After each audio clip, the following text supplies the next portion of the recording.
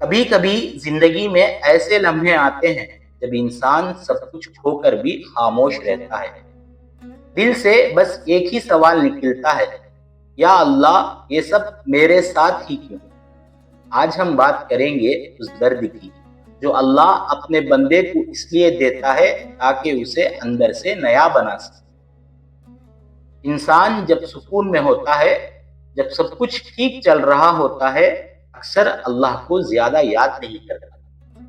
دل دنیا میں لگ جاتا ہے اور رب کی یاد پیچھے رہ جاتی ہے۔ لیکن جب زمین پھسلنے لگتی ہے، جب راستے بند نظر آنے لگتے ہیں، جب اپنے بھی ساتھ چھوڑ دیتے ہیں، تب اللہ کا نام دل سے نکلتا ہے۔ اللہ اپنے بندے کو کبھی ضائع نہیں کرتا، وہ صرف اس بندے کی کمزوری کو توڑتا ہے تاکہ بندہ اپنے رب کی طرف جھکنا سیکھ لے۔ کبھی کبھی اللہ ہم سے وہ چیزیں چھین لیتا ہے جنہیں ہم نے اپنی زندگی کا سہارا بنا لیا ہوتا ہے، تاکہ ہمیں سمجھ آئے کہ اصل سہارا صرف اللہ ہے۔ ہم اکثر کہتے ہیں میرے ساتھ ہی کیوں، لیکن اصل سوال یہ ہونا چاہیے مجھ پر ہی کیوں؟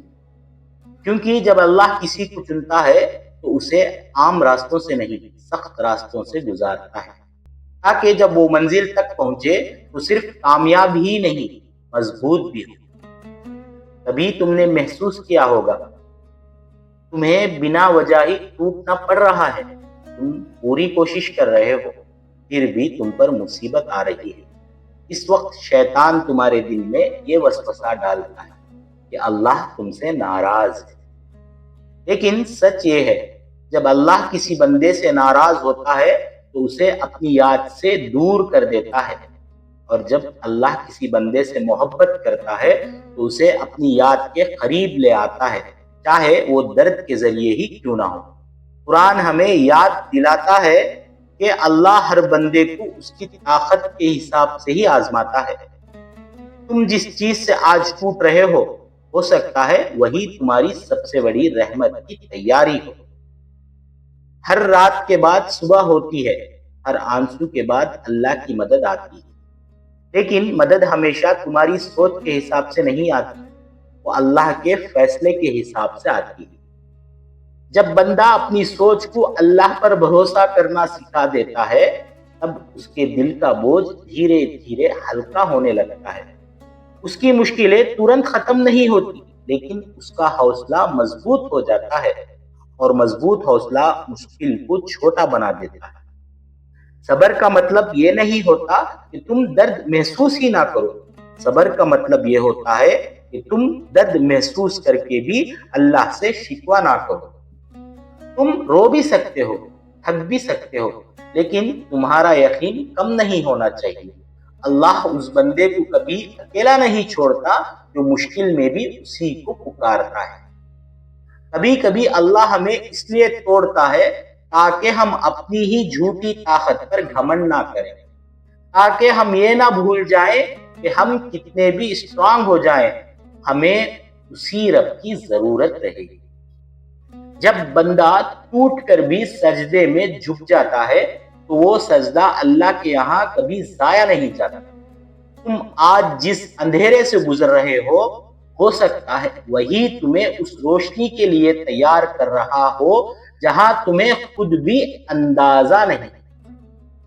اللہ دیر کرتا ہے لیکن انکار نہیں کرتا، وہ تمہیں گراتا نہیں، وہ تمہیں اٹھنا سکھاتا ہے۔ آج اگر تمہارے پاس صرف دعا بچی ہے تو یاد رکھو، دعا ہی وہ چیز ہے جو قسمت کے بند دروازے کھول دیتی ہے۔ دعا ہی وہ چیز ہے جو قسمت کے بند دروازے کھول دیتی ہے۔ جب دنیا کے دروازے بند لگتے ہیں تب اللہ کے دروازے کھلے ہوتے ہیں۔ ساری عمر کے لیے کوئی ساتھ رہتا ہے تو وہ صرف اللہ ہے۔ ہو سکتا ہے آج تم تھک گئے ہو سکتا ہے آج تمہیں لگ رہا ہو کہ تم اور نہیں سنبھل پاؤ گے، لیکن جس رب نے تمہیں آج تک سنبھالا ہے، کیا تمہیں لگتا ہے وہ آج تمہیں چھوڑ دے گا؟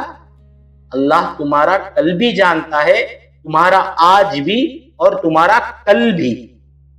اس لیے جب بھی تم ٹوٹو سجدے میں ٹوٹنا، जब भी तुम थको अल्लाह के सामने थकना, क्योंकि जो बंदा अल्लाह के सामने झुक जाता है दुनिया उसके सामने झुकती है वक्त के साथ।